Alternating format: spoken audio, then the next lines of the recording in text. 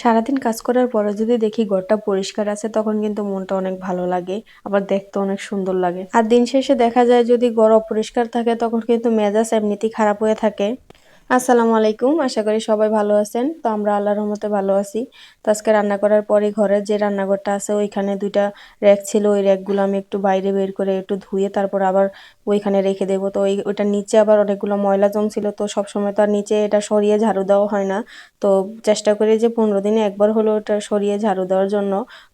Regular না ধুইলেও কিন্তু ঝাড়ু দিলে দেখা যায় যে নিচের ময়লাটা অতটা জমে। কিছু কিছু মানুষ আছে তারা অনেক কথাই বলে যে সংসারের কাজ এমন কি।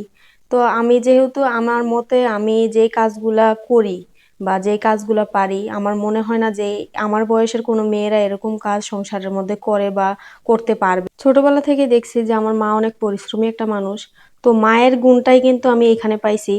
আর বাবার বাড়ি থেকে যে কিছু কাজ শিখে আসছে এরকমও না, শেখার আগ্রহ ছিল বা শিখতে ভালো লাগে বা করতে ভালো লাগে, নিজের কাজকে নিজের মনে করেই করি।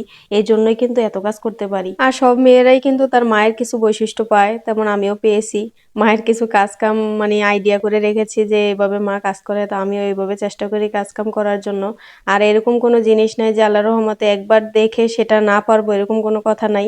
যে কোনো জিনিস পিঠা বানানো হোক আর যেই কাজই হোক চেষ্টা করি সম্পূর্ণভাবে করার জন্য।